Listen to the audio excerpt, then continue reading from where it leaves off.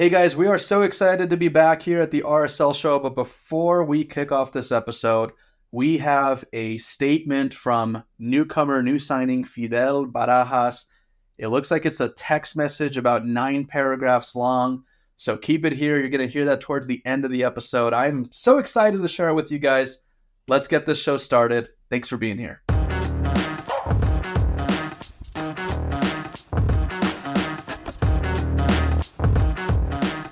Hey, what's up, guys? Welcome back to a long-awaited RSL show with the full staff team. We've got myself, Andy Muñoz, we've got Joshua Clark, and Alex Napoles. We're here to talk about some of the news and some of the no news, so we got plenty of good stuff coming about in this episode. But first off, let's just do a quick catch-up. I want to know what you guys got for Christmas and what you guys did for New Year. Josh, take it off, bro. Go ahead. For Christmas, I got some Legos. Super into that. Got a nice little Utes helmet. Super into that. And then for New Year's, I went to the Jazz game and then came home and went to bed like a true mid-30s-year-old man would do. Amazing. What about you, Alex? What did Santa Claus bring you? I know you get the Hispanic version of Santa Claus like I do. So Santa Claus, what did he bring you, bro? Santa brought me a couple of vinyl records and some hoodies. So pretty successful Christmas. And then for New Year's, just had a couple of friends come over, hang out, stuff like that, and hung out. Okay. Hung out for New Year's. And then stuff like that. Yeah. All right. Yeah, just hung out. Is this what parents feel like when they talk to their kids, bro? How was your day? Good. That's cool, man. I did pick up a cold like right after, and I've been like dying in bed for like the last week. Yeah. So we're not off to a good 2024 start. Dang. Yeah, everyone's been sick, man. There's been something going around. There's one really disgusting person out there that just got everybody in the valley sick. And yeah, I got sick too, man, over the New Year. And Christmas was pretty dope. I don't think this is the first Christmas. No, actually, I did get some gifts. Yeah, I got some gifts. Some small gifts. But yeah, New Year was just like any other night, bro. I was in bed, so happy by 9:30. No FOMO, just laying in bed, dude, hanging out. It's a good time. All right. So, hey, listeners, let us know how your Thanksgiving. Let us know how your Christmas and your New Year was. And let us know what Santa Claus brought you. I know we're super late, but we're only 10 days into the year. And we've been waiting for Santa Claus to bring some long-awaited gifts or signings to Real Salt Lake. And I guess we deserve some coal this year because there hasn't been many rumblings, nothing to really be celebrated. So I just kind of want your guys' thoughts individually at the no news, the lack of news, or the underwhelming news. Alex, let's start it off, dude. What are some things that you wish would have happened by now, and are you concerned that we are this late and with no significant news? No, I'm not concerned. Mostly because there's still plenty of time before the window closes. This is the window that goes until April. Obviously, we want signings before the season starts, but there's still plenty of time to make a splash. Although I don't think Real Salt Lake will really be making a splash this window. I'm more so I don't know if amused is the right word, but I'm more so amused and shocked at the news of what's going out per se. What's been what's been the biggest shock so far? I think we know what it is. It was kind of long awaited and expected, but what was the biggest shock for you? I mean, it has to be Damir Kreilach. Damir Kreilach no longer with the club, ends up signing with Vancouver, which I wish he would have stayed, but it was kind of written on the wall, right? I'm curious though what Vancouver's number is. That's going to be the interesting, piece of information to come out later on when the salaries come out. Yeah. But I mean, let's be completely honest, if Vancouver's paying him DP money to play on turf with back issues and knees, getting old, what is Vancouver doing, right? But at the same time, if they're not paying him very much at all and he's still not here, right? Maybe we could have gotten him for $200K. I don't think that's anywhere near what he's making. I think that's way too little. But you know what I'm getting at here. Yeah. If we find out Vancouver's not paying him a lot and it's not a cap hit, then it's gonna be curious, right? Because you want to keep those guys around. He's the type of guy that you want to have in the locker room, and obviously as the captain last year and over the course of the last couple of years, he's been just a good vibe to have in the locker room, and he's been so instrumental to what Real Salt Lake have done and what and he's done some good things in the community, and so it kind of sucks not being able to keep him here. But I understand that he wants to continue playing, he wants to continue having some kind of a big role with the team, and so if Vancouver's offering that, might as well take it. Right, and at least it's not Kansas City or Colorado. That's true. And I get to look forward. It sucks that he's with Vancouver, but I'm happy that he's with Vancouver because but I'll be happy to buy a Vancouver jersey. Like I'm gonna get a Vancouver Krylak jersey. There you go. Yeah. So it's a good reason. That's right. Was it Vancouver that was sharing our stadium for a while, or do I have that? Yeah, wrong? It was right. Yeah. And they planted like the nice tree out front. What kind of tree was it? Was it a maple tree? Canadian bacon tree. It was something. Yeah, it was something. Like a Canadian red maple. Yeah. Grand Farms, let us know. It's a real story. There's a tree planted that they offered as like a thank you for letting them use our field during the peak of COVID, right? I believe that's what it was. Yep. So there's a tree. I don't know. I think it's out there. It's right outside, just right across the main entrance to the Lions Club over on the west side. So swing by, go take a look at it. We should do a little Krylak shrine around it. That'd be pretty funny. Let's do it. Yeah. Let's do it. So yeah, I talked about that a little bit in the solo episode, and I kind of reiterated the same thing that you said, Alex, about we love to see him retire here, fly his jersey, and do the proper goodbye last match at home, which is I know something Josh would like to see, but as we kind of near the tail end of his career and we have to start focusing on what's ahead. You get at the end of the day, you got to make a business decision, and I think that's all it was, right? It was still like an amicable departure. He had a great message. The club had a great message.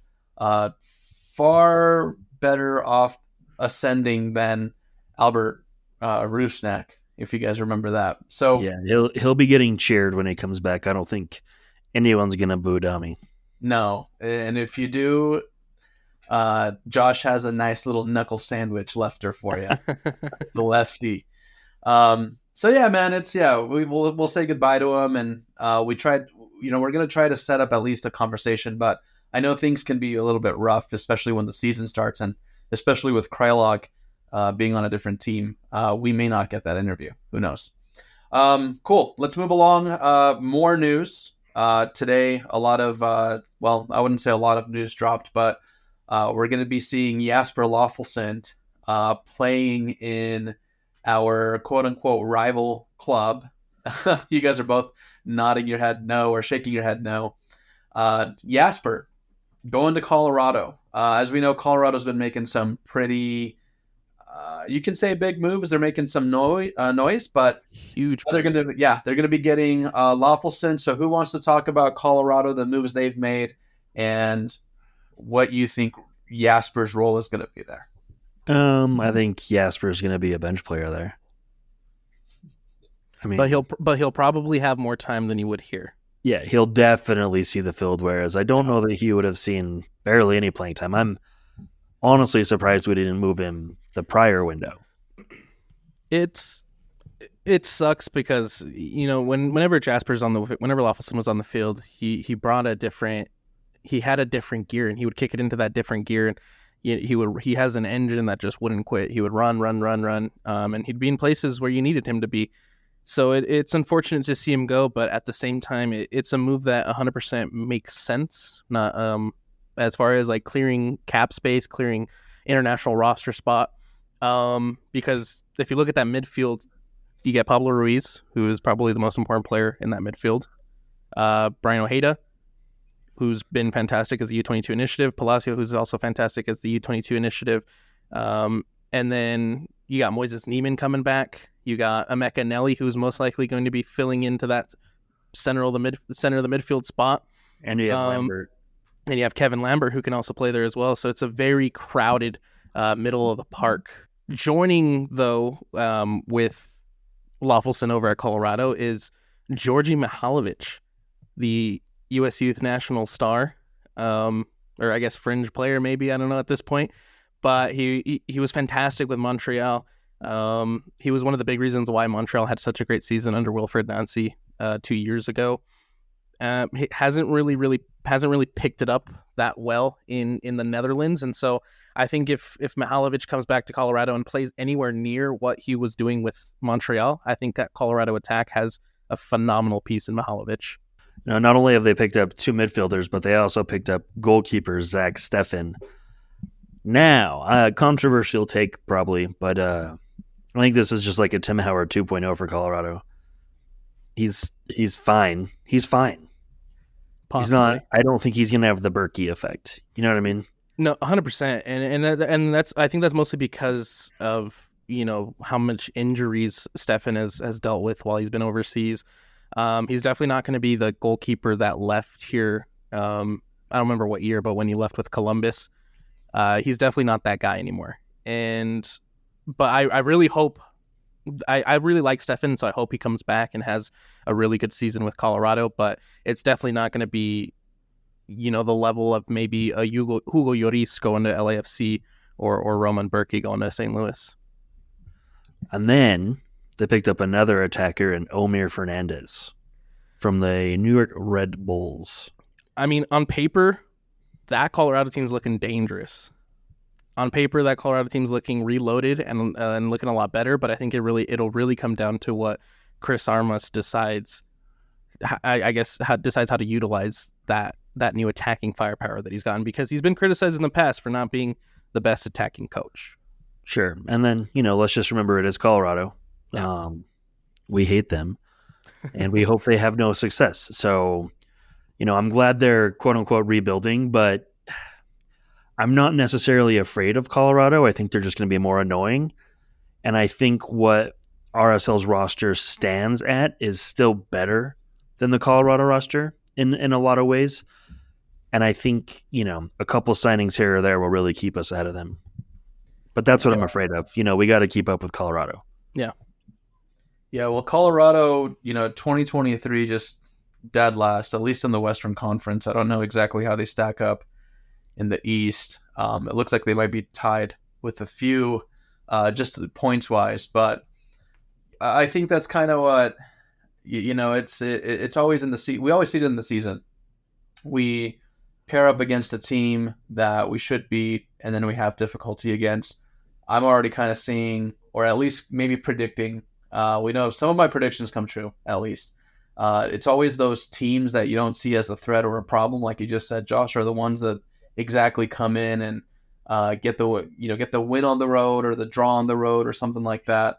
And so it still does come down to chemistry, and I think that's one thing that Colorado's just going to have to figure out, especially with these bigger signings.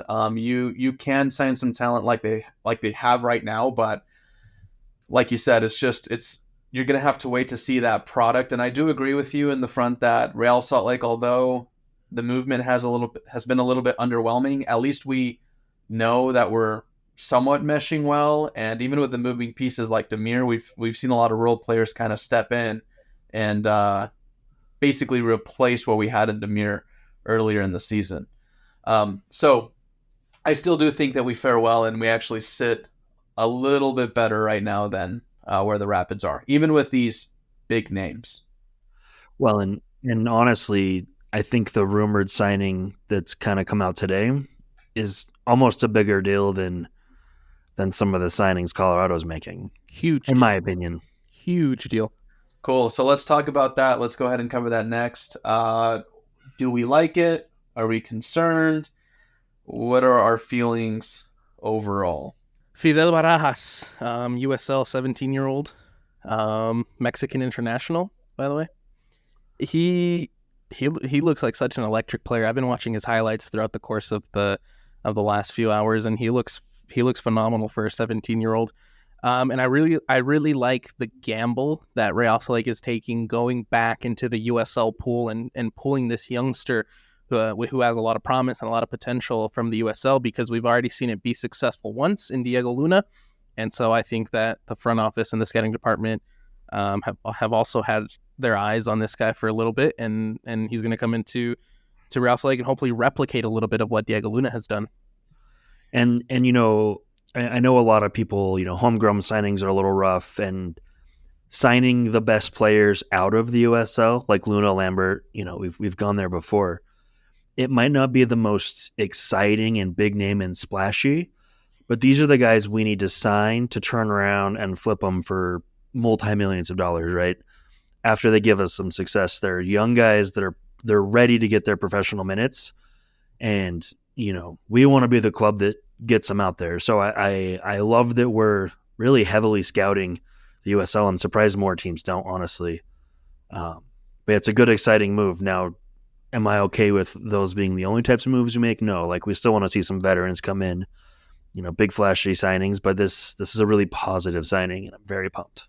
Yeah, it's super positive, and I think it also speaks a lot to the fact that there was an offer from PSV on the table for this guy, and he just decided not to take it, and Charleston Battery decided not to take it, and instead take Real Salt Lake's offer to bring him here, which I think is also huge. If he's already attracting this kind of interest from a team like PSV in the Netherlands at 17, I think it's huge. This kid has a lot of potential. I'm excited for it. Yeah, it is a little bit of a testament too to how much the league has grown, where if PSV were to come with an offer not even 3 years ago, it's a no-brainer. You're taking that, right? Yeah. So to stick Yeah, around most likely. in a league where the funds are increasing, you got Apple deals, you've got names like Messi and Suarez linking up in Miami. You know, there's still plenty of growth that the league has to endure, but we're seeing a lot of the appeal finally kind of trickling down, especially to the younger kids who are just now at this point considering to reject offers from overseas and play here, which is actually pretty incredible. This dude is arguably in his prime, or hasn't even really reached his prime. Super young kid, but just looking at his stats from the USL with the Charleston Battery, managed to get 5 goals, 11 assists in 32 games just last season, which is phenomenal. I think especially in a league like that. The other point that I wanted to make too, you guys are saying, hey, yeah, these are good signings. These are, in a way, it's different from what we've seen in the past, but we have a proven track record of what a signing like this can do. We saw it in Diego Luna. Diego Luna instantly came in, made an impact. We awaited to really see him kind of hit the field, but once he did, automatically, just off the turn, just creating chances, opportunities, assists, some awesome goals, some phenomenal moments, probably the majority of any good highlights that we had last season. So I'm with you guys on this one, and especially with the resume that Fidel Barajas has, this could just be excellent, man. This might be, it's like that dark horse signing, right? We're all waiting for this amazing signing to happen, and a veteran player, someone who's established, and we might be singing this dude's praises in September, probably. Who knows? I really do hope so. I really do. All right, with the exception of, obviously, we have ourselves a left wing here.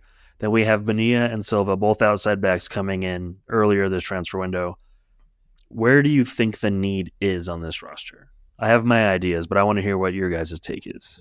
I think there's still a little bit of a news that we've yet to touch, just because it's not official. But there is a very big potential that Jefferson Savarino and Rubio Rubin are no longer coming back to the club next season. So I think right now, just kind of looking at, taking those two off the table and looking at the roster at the moment, I think we need a little bit more firepower in the attack. And I would also love to see a little bit more in the center back position. And I think those two are where I'm looking at right now. When you say in the attack, are you saying it like a 10 or someone backing up Chicho? Someone reliable backing up Chicho. A little bit of both. Okay. A little bit of both. It honestly could go either way, mostly because I still think Julio is a really good option coming off the bench. And then if you have a true number 10, a beautiful playmaker playing underneath Chicho Arango and underneath Julio, that could be another huge difference maker. Okay. Well, what are your thoughts, Andy? I'd agree, man. Just more so support for Chicho Arango. He's getting hot last season, contributing. Then as soon as the injuries kind of plagued us, I feel like that was kind of a missing piece. But in Jefferson Savarino, it was the same thing that we've just kind of been pushing. Lack of, I wouldn't say effort, but just kind of lack of, I wouldn't even say confidence. It's more like lack of desire. I don't even know how to describe it at this point. So I would say, if we were to lose Savarino to to an external club or whatever, some kind of move, I would just hope that whoever his replacement is can just bring in more of a presence that would exude, confidence. I mean, dude, you see it when Chicho steps on the field. There's a whole shift in mentality. That's the word I'm looking for. I would just look for mental toughness. So for me, it's not even someone that could come in and, I mean, ideally you want someone who can create service, more opportunities, crush goals, give us some highlights. But for me, it's a piece that I guess would have to replace Krylock, more of a mentality, mental toughness, because we know that's a factor in successful clubs. You got to have that presence. And right now, looking at the roster, Chicho Arango gives me that kind of confidence, that mental toughness up front. I'm really just trying to pinpoint this down. I love Rubio Rubin, like I love him as a person, but that was also somebody who just kind of fizzled out for us. And Pablo Ruiz, obviously, I think he is a presence to be felt when he is on the field, but obviously he was injury ridden, so we didn't really get to see him at the tail end. So for me, yeah, it's just those pieces up front, and then bring in somebody who can make this team tough mentally. That's a weird ask out of like a 10, but I'll take it. Hey, dude, you asked, man. I appreciate I love your answer, right? Like we definitely need, the Kyle presence, the Everton presence, the Demir presence, those types to really, take the alpha of the game, you know what I mean? Take that spot. So, but who knows? I mean, we already have, clearly we're getting Jason Christ back. Right. And we have Brian Vera, who he can handle the field, right? He can handle that kind of thing. So, yeah, I'm curious just to see what will happen in this club operations / special projects title that is kind of silly. I wonder how much exposure he'll have maybe with Pablo. I mean, you got to imagine there's going to be a lot of exposure there. So I'm just curious, dude, how we're going to see maybe this shift in mentality. I mean, for a long time, like we've said this on episodes before, it's like a moot point. We've said it so much. Our club slogan, our motto, team is the star, right? All of that just kind of dissolved and disappeared, and this team lost its identity. So to get Jason Christ back, kind of at the helm, kind of behind the scenes, like the bad dude in Star Wars. What's Emperor Palpatine? Yeah, like he's in the back, kind of controlling it. Makes me very excited, and I think that all of the stuff that we had seen prior, especially with like Moose not playing and doing these things to negatively affect the club when it came to trying to pull more money through a new contract negotiation, I think a lot of that, I think it's going to go away with Jason Christ coming back. I think he's going to bring back that respect that we've been lacking. Yeah, I think some people are going to be a little scarier of Jason than they were of, I don't know, Kurt or Elliot. Yeah. He's very intense, but I'm, happy to have him back. Not in a coaching role. There's a lot to be expected. We're probably going to get some news here in the next week. it sounded like, per our sources. So stay tuned. I probably would. I don't know. They always say that though. They say to wait a week, and then they drop it first thing in the morning right after they tell us that. But hopefully we start to see some big moves, something that'll get us excited. Because one thing that I don't really love is when the season has started and then we get a new signing. It's almost like you're trying to make up for that lost time in the preseason. You're trying to play catch up to have players mesh within the system that we've got going on. We might already be, 3 results deep without a key player that we would have had, because I believe I don't have the schedule pulled up in front of me, but dang, dude, does the season resume in February? February 21st against Inter Miami. That's right. So we get our start off away, and then I believe in March we've got 3 games. And I want to say, is it 2 home games or are they all home games? Let's pull up the schedule real quick.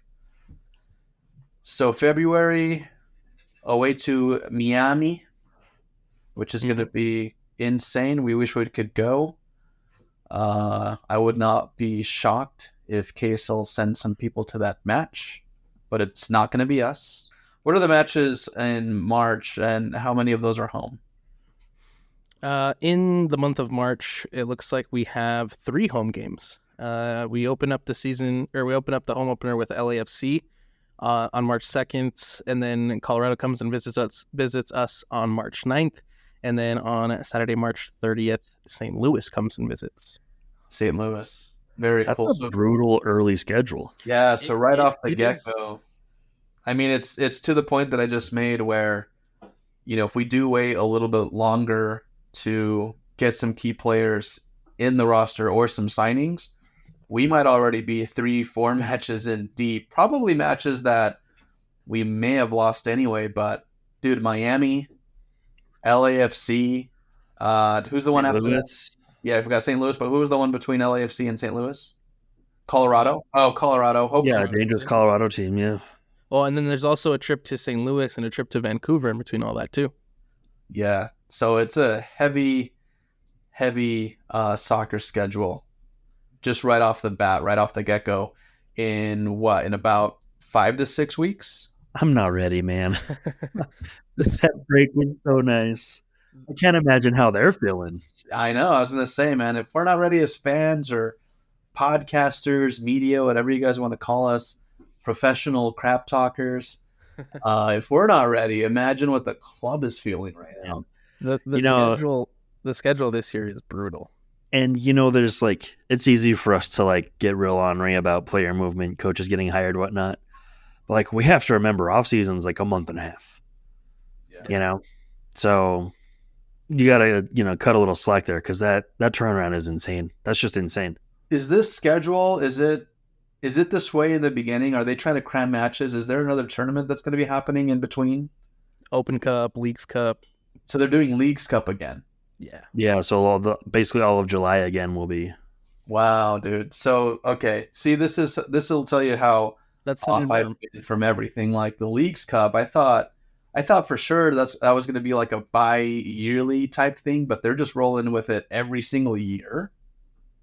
Yes, sir. Man, who's lining up their pockets on the expense of the freaking Don Garber, dude? Which is why Don Garber came out and said that MLS was not going to participate in the Open Cup, was because of the congestion and taking that month off. So you have to cram as much games as you can before July, and then you have to cram as much as you can afterwards. And so, yeah, shout out Don Garber. I love that U.S. Soccer just turned around and went, no. Cute try. Wow. That's, for me, that's just too much soccer. Although Leagues Cup was kind of fun, but that was hell. I worked the last Leagues Cup, and it just seemed like there were matches every single day. And, of course, because it's elimination, it was, let's face it, it was kind of fun, but at some point there can be too much soccer. I would argue that there's too much soccer going on, bro.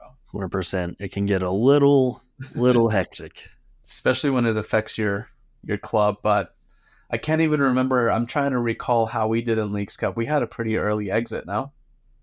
Round of 16 loss to LAFC. That was That's when Ruiz got hurt. That Ruiz got hurt. Right, and I think just at the same time, or that at the ending of that, or just right prior, we were like, it was kind of intermixing with the Open Cup, wasn't it? Yeah, basically the next game was Houston, and we lost that. Yeah, Yep. dude.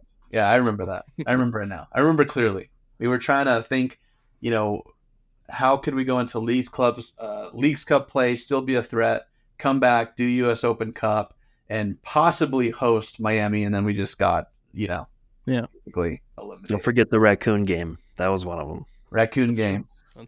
So much fun. Oh, man, all of that feels like it was 5 years ago. It's crazy. I know.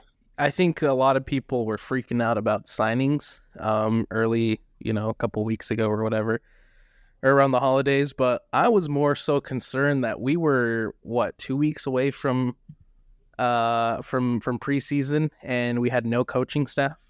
That was my bigger concern as well. That's actually a very large stressor. Yeah, no, 100%. And we talked about it in the group chat, and then I wanted to tweet some stuff, but I decided to hold back. But luckily, finally, Rouse, it's not official yet, but there are people who have joined Pablo Mastroeni's coaching staff. Is one of them internal, Alex? One of them is internal, and I think it's fantastic because he's one of my favorite people in James and Olave. I'm actually pretty pumped on that as well. Yeah. It's cool to see him because it's not like he just barely retired and then just barely coached in the academy, right? Like he's genuinely worked his way up, been the boss of the Monarchs for 5 years. Something like that. And he took him to the promised land, USL Championship back in 19? Yep.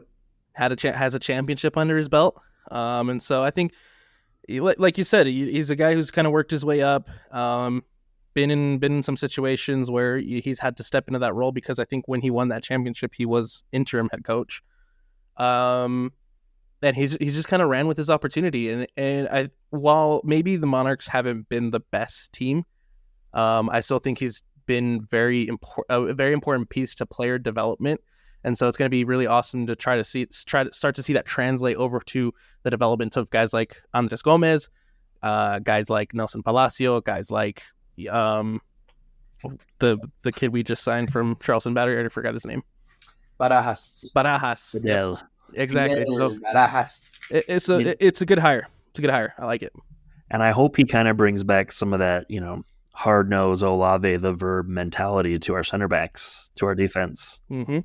So, that'll be fun to bring that chant back. Olave says now. We have every Olave says no to do it now. Yeah, but you mentioned the Monarchs kind of, fizzling out or not doing well, but that was super questionable, man. Remember that, Josh? They won 2019 USL Championship. They retained a few players, but a lot of them were either, I can't remember if they were promoted or traded off, and at some point it almost became like a development team. There were a lot of young signings, and it was enough young signings to almost become a meme because that whole roster felt like it was 15, 16, and 17-year-olds that had never played pro, that weren't meshing well, and then it led to veteran players being traded off or being sent off to different clubs. Yeah, and I think that's the MLS Next effect, right? I think they probably knew it was coming. You're not really going to be paying USL guys to play in a development league. So yeah, it really is just a true farm team at this point of guys looking to make their big breaks, some potentially doing some recoveries, right? But yeah, it's a very rough. It's rough. Let's just say what it was, because leading up to the 2019 run, USL obviously was super competitive. They were tough teams. It was fun football to watch.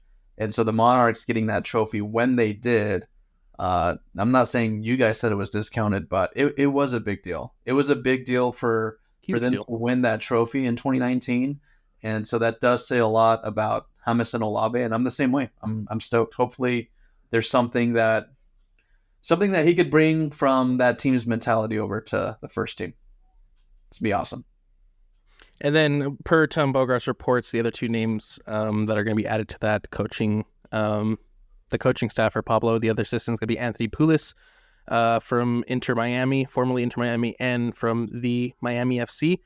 And then Nate Miller, who I believe came from San Diego Loyal. There is one more internal hire where Mirza Hiram Basic, who's been with the club forever, he's been with the Monarchs forever. Per Tom Burgo's report, he will be the goalkeeping coach moving forward. Fantastic. Hey, do you remember, Josh, when we had our indoor soccer team and who came and played? They were the goalkeeper coach, I think, for the Monarchs, weren't they? Yeah, he's currently the head coach of Forward Madison. I can't think of his name. Let me look it up. Dude, we had some sick connects, dude. We used to have an indoor team, and we had Andy Williams come and sub and play with us. Remember that, Josh? Yep. Sebastian Velasquez came once. Yeah, dude, it was insane. I would just get frustrated with Andy Williams because I would tell him to shoot it, and he would not take a shot, dude. He'd be like, I don't want to kill someone. Literally, and he could have. Matt Glazer. Matt Blazer? Glazer. Yep. Bro, he came in and our indoor team had no defense because we were all just trying to score goals, but nobody could score on that guy. He was just so good. But he was pretty frustrated, you could kind of tell. I mean, I can't blame him. I remember one year Josh Saunders came and watched for some reason. I don't remember why. But my God, dude, it was like, there's a pro here. There's a pro here watching us play soccer, guys. It was so ridiculous. Do you guys remember when David Ochoa got busted? Yeah, dude. That's so funny, man. Oh, man. The downfall of David Ochoa. Somebody needs to write a book on that. Something. That's wild, bro. But that just goes to show, man, you gotta live in the moment, be in the moment, have your head straight on, because in a flash, you could be coaching youth when you're 23. That was less than a year, like of a full downfall. You can only hope that you'll get a second chance at some point. Let's do some Twitter questions. Alex, if you have those pulled up, go ahead and read them off. And let's talk to the listeners. Let's see what you guys have to say. Again, everybody, thank you for participating. Thank you for shooting us over some questions. We'll start with Keenan. We'll start with Keenan. And what are your thoughts about the Olave promotion? Love him with the Monarchs. But the Monarchs have been awful the last year or so. Obviously, very different situation, but it seems like classic internal hire, the RSL way. Yeah, we covered it a little bit, but I was never too worried about the Monarchs record. I think that was almost by design in a lot of ways, right? When you're constantly rotating your 11, playing 15, 16-year-olds until they gel, it's not going to happen, and there's a lot of players to run through. So, that is a development team now, so I'm not concerned about his coaching record at all. As for the RSL way part on that, I know we get frustrated by the internal hires or the internal pushes to different types of positions, but I think in this instance it is the right one to make. Or you have a standout guy, somebody who is deep embedded into Real Salt Lake, the culture. He's been around the coaching staff. There's conversations between the Monarchs and Real Salt Lake, especially when they're doing a lot of development. So in this instance, I think he's just been called up to the next step of what he's been working with. And so hopefully he's just in the right state of mind, the right, just in the right headspace to be an assistant coach and take what he's learned and what he's proven and apply it here with RSL. At UtahMan22 says, why does RSL seem to always wait until the summer to sign players? I know we signed the 17-year-old, but it feels like we need to sign another 1 to 2 impact players for us to be a competitive squad this season. Yeah, so I think typically the winter transfer window is a little more expensive. Worldwide, a lot of teams won't do their big business in the winter window, right? It's usually a window used to kind of do some stopgaps, fill some holes, but the big signings happen in the summer. So yeah, the other teams around the league might be making more moves, right? But those teams are absolutely abysmal outside of, the Luis Suarez's and stuff, but we're not going to get those moves. So not seeing a big splash in January it's not concerning. Yeah, and I think that just goes to coincide too with like the European windows and everybody else's international windows is all the big teams and are making the moves in the summer, and so our MLS kind of has to coincide with that as much as they can, and I think that's why a lot of these bigger moves are in the summer. And that's typically when players run out of contract as well. Yeah. At Idzerk, opinions mainly on the departures more than the signings. Think Krylak Corner will be staying, like Beckerman's blog. Also, the new staff signing for Pablo's coaching staff. Oh, we need stadium improvements, not art and other stuff. Seats seem to be out of date. Long time no see. I would say I'm not too concerned about stadium upgrades. We got that awesome, long-awaited standing section that I love to go watch games in. The PA system has kind of been upgraded too. They're doing a lot more to get the fan involvement, I think. Also, working in a little bit of like the Hispanic heritage. That's been really cool to see. So unless they're planning on building, I don't know, like a collapsible roof and give the whole thing a facelift, I'm not too concerned. I think they've done enough to kind of keep us happy. But now, I think myself and a lot of fans, we've kind of shifted to, okay, give us a better product on field. I would much rather go see a team that's winning home games than, no offense, I love the murals and all that, but I would rather much have a better time because of better results in the stadium. But that's just me. I will say the Krylak Corner is a good question. Just because I thought that was huge, not only to obviously help underprivileged families get to games, but also because I just thought that it did a lot for bringing kids in to see Real Salt Lake and to kind of have that opportunity to follow the team and fall in love with the team. So I really do hope that there's another player on the squad at the moment that decides to pick up the Krylak Corner and decides to continue to keep doing that, because I think that'd be really cool. Yeah, if it's not continued on by Krylak, I think the club's got a great opportunity to do right by the community, keep it around, because you want to. What better way to build connections than to bring in underprivileged or just any kids for that matter, bring them in and have them enjoy Real Salt Lake. That's your future, right? Future fans, future generations, future players, future everything. So yeah, I would hope that they would keep it in some instance. At Travis Anderson 9 says, is the lack of GM a big reason why we aren't looking to replace the players that have left? Do you foresee any potential signings before the window closes, or will have to wait until the summer? We've already got 3 signings, right? 2 of them are homegrowns, sure, draft picks, but Fidel's a bigger deal than it's leading on. Fidel's a huge deal, and there's still obviously plenty of time before the window closes to continue to make signings. I do think that people and players will come in to replace the players that have left, and I don't think it has anything to do with the lack of GM. I think there's guys like Kurt Schmidt, guys like Jason Kreis who have really taken on some of these decision-making important roles and are running with it. So we'll see what they have up their sleeves. At Daniel Bradford, with the current roster, which position group do you think is the weakest? Striker. I'm leaning on defense. Center back. I mean, even our outside backs are questionable. Let's be real. My struggle with the defense is that we're running back the exact same line that we had last season, who I think at times really struggled. You think? That's my concern with the defense at the moment. As long as Justin Glad can step back up to what we expect of Justin Glad. Yeah. And I'm hoping a Lambert kind of takes over for Marcelo so we can get Vera back on the left. Then I think we're totally fine. Right? But if we're relying on Anelli still on the back line, right? I see him more as a midfielder going forward.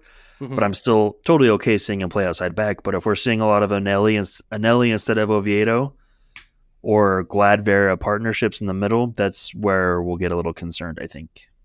I think, personally, I think that the top 2 center backs are Vera and Glad. And like you said, I would love to see Vera kind of move out to the fullback position because that is, what he likes to play and what he's played most of his career, what he played in Colombia. And I think he can be really, really good there for us. And I think that would also give you the opportunity to bring in another center back to really boost that defensive line. Andy Wolf says, what draft picks are likely to join the team? What about the ones from last year? What loanees are expected to be back from camp? Are we sure Musovski isn't coming back? What are they doing with the freed cap space from Demir Rabin and Sama? ? Draft picks we've already... Musovski's not coming back. Yeah, Musovski's not coming back. That bridge has been burned. The draft picks are going to be obviously Bonilla and Silva, who have already been signed. I do think Matthew Bell is another interesting prospect that I think eventually ends up on the first team. But Loney's coming back. Elijah Paul is actually already coming back. His loan to Larn is done. And then Orozco is staying overseas. And I think that's it. One more. Footballer A low. What are good transfer options for RSL this offseason? I think we need to pick up a CM, CDM, and a goal poaching striker to come off the bench. I'll take a center back and a like another Musovski, right? Less attitude Musovski. Be down with that. I don't know what he means by solid CM/CDM because again, I think that's the most stacked position we have. As long as he's pointing out the defense, I think that's the common thread there. Okay. Newsflash. We just got a text message, Josh. I was trying to read it real fast. I am going to read it so that we can get some reactions here. These are direct quotes from Fidel Barajas. Here is his statement on joining Real Salt Lake. So we're going to read these real quick. So it's really long, but it seems like it's really heartfelt. So also I'm still a little sick, so if I sound nasally, I apologize. All right, Barajas says, I'm really excited, especially going from USL to MLS and picking an amazing club like Real Salt Lake. I'm just really excited. I look at players like Diego Luna and the history of the club, how they bring in young talents and produce them to get a lot of minutes in the first game and possibly go to Europe. I feel like that was the direction I wanted to go and the pathway I wanted to take. It's why I thought RSL was the perfect opportunity. I've been following Diego since before the U20 World Cup. After the U20 World Cup, his name just became bigger and bigger. I followed him since he was with El Paso Locomotives, and I guess he just gave me more motivation. You can say he's like an idol, showing how he's taken that pathway, and now he's at RSL, and so am I. It's perfect. I feel like it just gives me more motivation to be like him and end up in Europe. I was just looking at other players that have gone the USL route. I talked to my parents about how I was wanting to get first team minutes and play at a high level, and I thought USL was perfect, especially if I wanted to go to Europe. I feel like it's faster, and you see a lot of players take the academy pathway, and there I felt like I was just another player. Thank God I was given the opportunity to go to Charleston, and from there, now I'm going to MLS, and it's all worked out. Just looking at players, for example, Diego Luna and other players that I've seen take that pathway, and it works for them to go to Europe, and that's where I want to end up. In my first season in MLS, I'd love to start getting minutes, and just seeing the style of play and how fast the style of play is, just getting used to all that. Just like how it was getting used to the style of play and speed in USL. I'd love to get used to the league, get used to players and my teammates, and we'll see how I go from there. I think that it's just another, you could say, bonus for me having a player like Diego show me around, show me how it is, and give me his thoughts on how he was when he first joined the league. It'll just make it easier for me. Going from an MLS academy to the USL was a huge transition in my soccer life and my personal life. I was able to have amazing people around me, such as coaches and players who helped me fit in quickly. Thanks to that, I've won a good amount of awards this year, and now, thank God, I'm going to what you could say is next level in MLS. I would say my whole family inspired by love for soccer, mainly my dad, who loves soccer and was able to play when he was my age. I feel like I looked up to him. He's the reason I do this, and I just want to end up just like him. So far with my national team, both US and Mexico, it's been an honor and blessing, something that I think every soccer player dreams of. And not only for me, but for my parents too, being Mexicans. I think it brings them a lot of joy to watch me play for them. Playing in the 2026 World Cup, that's another goal I want to accomplish for either national team. For this year at RSL, I have a good goal set up to win MLS Newcomer of the Year, then just start getting minutes and hopefully make it in the starting 11. Being in the starting 11, that's my biggest goal. Dude, did we just read a freaking direct text from Fidel Barajas? Because that's what that felt like. That was, this looks like it's a text. It doesn't seem like it's a professional statement that has kind of been vetted and then kind of rewritten. This sounds exactly how like a young kid would 15-year-old text, right? Yeah. Yep. I love it. So yeah, we got a from our source, a really good source. This is Fidel Barajas. I think just typed up like 9 paragraphs, and it has yet to be dissected and kind of cleaned up. So that's straight from Fidel. How do you guys feel about that? For first impression, I'm loving the Diego Luna just attracted a potential young stud to this club. So we can thank Diego for that. Big ups, dude. And a big opportunity to really, take this kid under his wing as well. So that's really, really cool to me. Alex, what did that statement do for you, dude? Fantastic. I loved it. I feel very similar to how I felt when Luna was first announced back in May of 22 or whenever it was. Just super optimistic. Just from hearing that statement and seeing the highlights, I'm very, very excited to see this guy come in. Yeah, a couple of things that stood out to me was he's coming in with goals, and it's not just, hey, I want to get into the starting 11. Obviously, that's clear. That's everybody's goal. But to put a goal milestone that's pretty attainable and pretty reasonable, I feel like what's the canned answer? Oh, I want to come in and I want to win MLS Cup. Well, you might see that from a veteran player, or if you were to get a big signing like Lucas Zelarayan or Cucho or something like that, right? But here we have a kid with a realistic goal with an opportunity to maybe win MLS Newcomer of the Year. And I actually really like that because that's a milestone that is attainable. It's realistic. And if he were to win an award like that, like we said before, it alludes to increasing his value, making the club better, possibly a better run. But also, we also have to take a step back and realize that as much as we want him to go on the field, it's probably not going to happen, especially with the way that Diego Luna was handled and Pablo's still the coach, right? Yeah, hey, I realistically, with what I've seen from this kid and what I've heard, would not be shocked to see him in the 11 end of the season. That's the caveat, end of the season, right? I know a lot of people are going to want to see him sooner, especially when we start to go to training and other people go to training and they're like, man, this kid's shining. He's a good fit, right? So I think we're still going to have to be patient. But also to Alex's point, the influence that Diego has on pulling a signing, dude, that you have to, it's right here in front of us. That was a big deciding factor. So props to Diego to come into a system, play as well as he did. Did we see him as on the field as soon as we wanted, as fast as we wanted him to? No. But to do it in that little amount of time, to have that influence over a kid who, without a doubt, is probably going to be a super national team prospect in the future, it's awesome. So I love this, man. This is a really cool statement. Yep, all about it. Love the timing. Love the timing. Beautiful. So with that, we will now conclude the RSL show on KSL Sports. Follow us at RSL Show on Twitter, Instagram, YouTube. Follow at KSL Sports. Tweet at us every question that you guys send. We like to get on the show. So be involved. Come hang out with us. And thank you so much for listening to a new episode of the RSL Show.